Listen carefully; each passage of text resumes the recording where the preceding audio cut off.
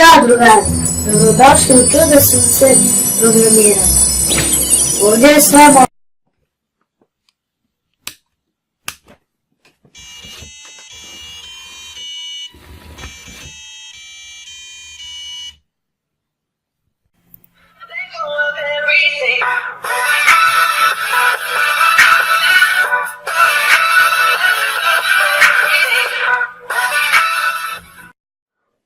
On je stigao! Dobrodošli u 6. epizodu tutoriala. Ova epizoda se zove M-Bot, a pogodite zašto?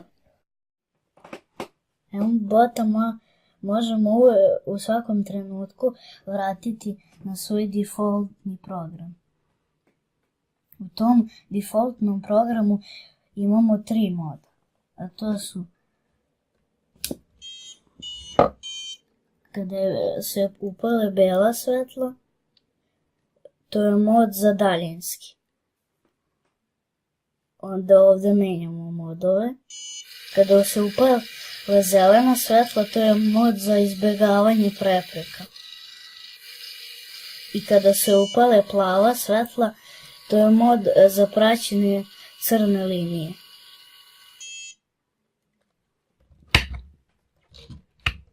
Sad ću vam pokazati nešto vezano za daljinski.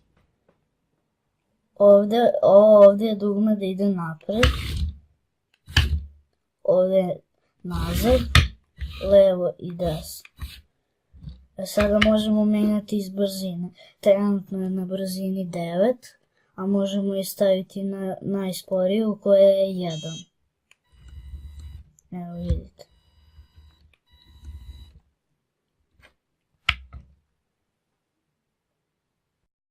Sada ću vam pokazati mod za praćenje crne linije. Na daljinskom se to uključuje na slovo C. Ovdje su vam ostali modovi.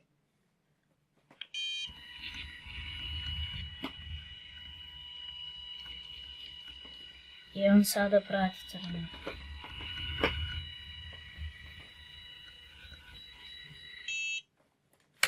Evo ako vidite,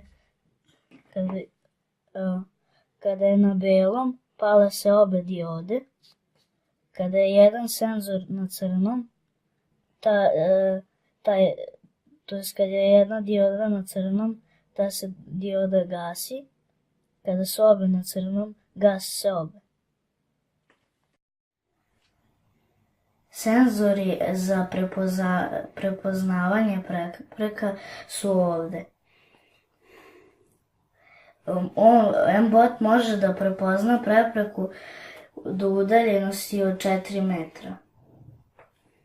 Sada mi ćemo prebaciti u mod za izbjegavanje prepreka da vidimo da li nam senzori rade.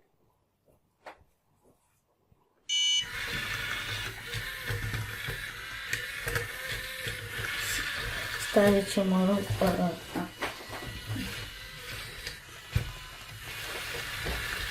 Idemo tamo.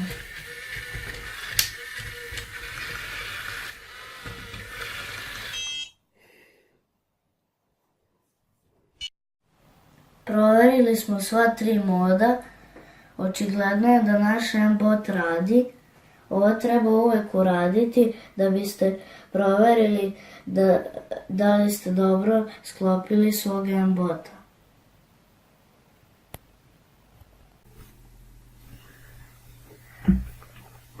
Za početak sam napravio jedan jednostavan program da bi vam pokazao kako se programira M-Bot. Na početku pali žućkasto zelena svetla, tako što postavljamo crvenu na 255 i zelenu na 255. Imamo promenljivo rastojanje.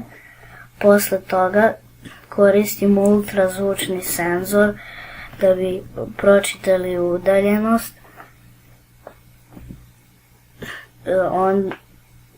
Posle toga imamo petlju koja proverava da li je rastojanje manje od 20.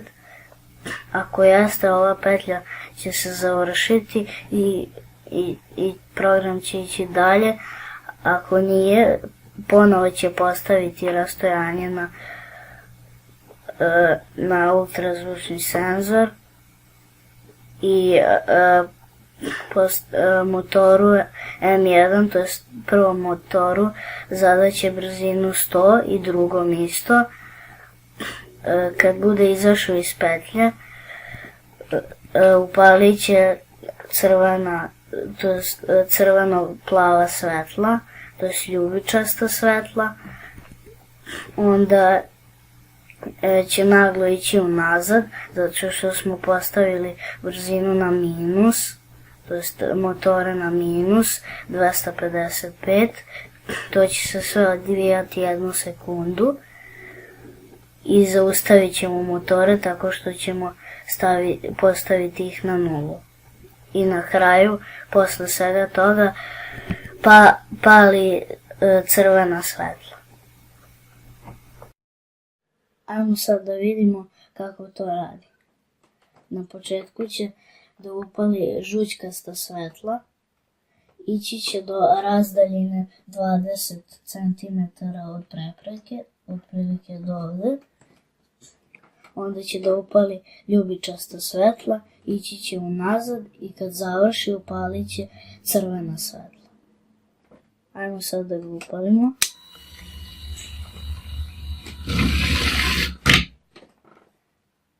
Baš radi onako kako smo očekivali. Šta mi sada hoćemo da napravimo? Mi sada hoćemo da napravimo da se M-bot ponaša kao policijski auto. Zato nam trebaju svetla, sirena i naravno kretanje. Ovdje u ovom delu tu sam stavio zvuk, to je sirenu i svetla, a ovdje je kretanje. Na početku sam uveo jednu promenljivu koja se zove LED. Ovo u ovoj petlji se stalno ponavlja, ona se nikad ne završava. I na kraju se taj LED, ta promenljiva, svaki put poveća za 1. Ovdje provjerava da li je LED paran ili neparan. Ako je paran, levo LED svetlo će da postavi na crvenu boju, a desno LED svetlo će da postavi na plavu boju. I da odsvira jedan ton, neki od viših tonova, i ovdje će isto samo obrnuto i odsvirat će neki niži ton. I to za ovu petlju i to će ponavljati. Ovdje postavlja motor 1 na 100, a motor 2 na 250. Zato će ići u krug, zato što je motor 1 postavljen na manju brzinu, pa će ići u krug. Sad da vidimo kako taj naš program radi. M-bot bi trebalo da se ponaša kao policijski auto. M-bot LED svetla liče na svetlo sa policijskog auta. Zvuk M-bota sličan je kao sirena od policijskog auta. M-bot se sve vreme kreće u krug kao što smo hteli. Uspeli smo! Toliko za danas, a ja i dalje nastavljam da se igram sa M-botom. Sljedeća epizoda će biti još zanimljivija. Zato se prijavite na moj kanal. Kliknite ono crveno dugme pratite. Kako biste dobili informacije kada izbacim novi video. Ćao!